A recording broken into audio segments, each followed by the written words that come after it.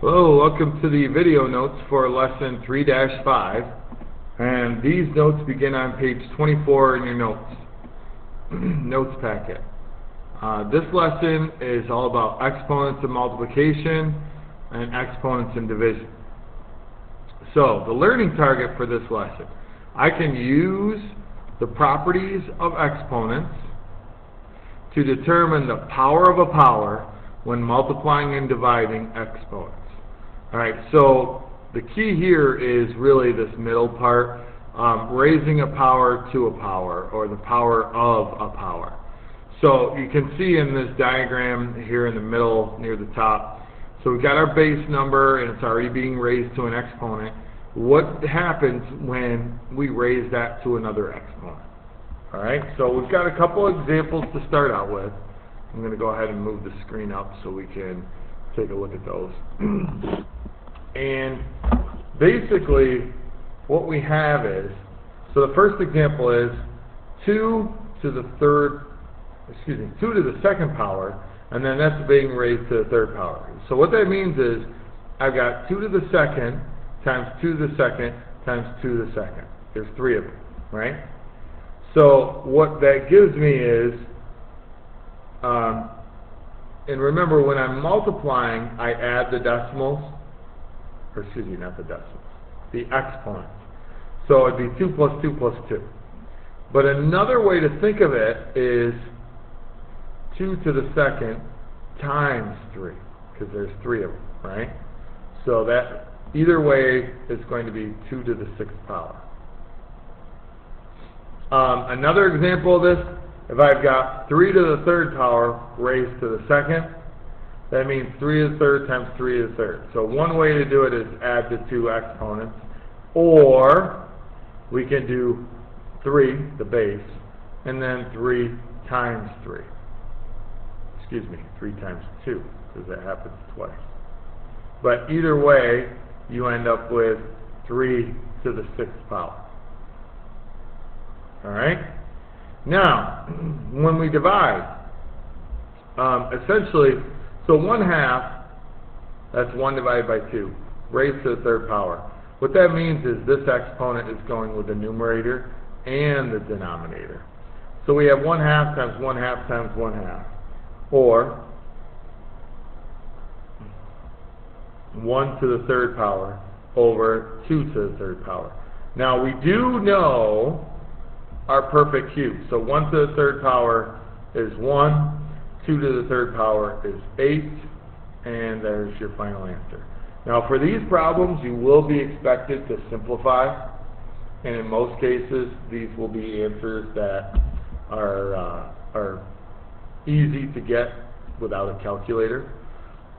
If you did not want to write them in exponential form and just multiply 2 times 2 times 2, 1 times 1 times 1, that might make more sense. Again, for the next one, 3/4 raised to the second power is really like the numerator and the denominator being raised to the second power.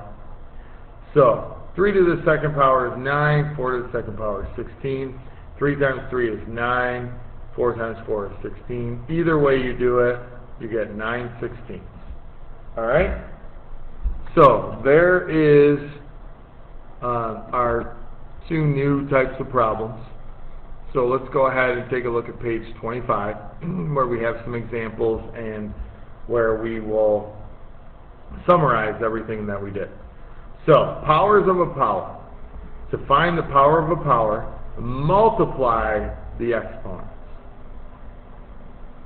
Alright, so if I've got 5 to the second power and I'm raising that to the third power, that's 5 squared times 5 squared times 5 squared, or 5 to the 2 times 3, which is 5 to the 6. If you have trouble with deciding whether to multiply or add, because remember when we had multiplication, so if I've got 6 to the 4th times 6 to the 4th, that's 6 to the 4th squared, you should know to add these two. But if I've got it in this situation, I'm not going to add the 4 and the 2, I'm going to multiply them. Either way, it's 6 to the 8th. Alright? This is going to be confusing for some, easy for others. 7 to the 4th power raised to the 8th is 7 to the 4 times 8, or 7 to the 32nd power. And then the last one, 9 squared to the 5th power, is really like 9 to the 2 times 5, which is really 9 to the 10th. Now be careful, 9 to the 10th is not 90. 9 to the 10th power is some enormous number that you would need a calculator to do. So since we're not allowed to use calculators, leave your answer in exponential form. Now, the problems down at the bottom of page 25, you are not going to leave in exponential form because you are expected to simplify. So power of a quotient, to find the power of a quotient, raise the numerator and the denominator, so it's kind of like doing the distributive property here, to the power and simplify. So, this is really 5 to the 2nd power and 6 to the 2nd power. Don't leave these in exponential form. These can be simplified to 25 over 36. You need to know those perfect squares. The next one, 4 to the 3rd, or 4 cubed, 9 cubed. Again, you need to know your perfect cubes. 4 times 4 times 4 is 64. 9 times 9 times 9, 729. If you don't know your perfect cubes, just like with perfect squares, you can actually multiply. Now here's one that's not a perfect cube, but watch. So we've got 1 to the 4th over 3 to the 4th. Now you might be saying, oh, well, I don't know 3 to the 4th. Guess what? Yes, you do. Because watch what happens. 3 to the 4th is really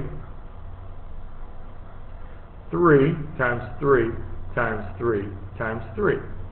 Now, what is 3 to the 4th? Well, it's 9 times 9. But you know 9 times 9. That's 9 squared, or 81. So don't assume because something is to the 4th power that you don't know it. Expand it out. Look to see what you get when you start multiplying the different parts of it, and you might realize that it's something you can manage. If the exponent is much larger, like to the 5th power or higher, then typically we leave it in exponential form. Alright, that's it for this lesson.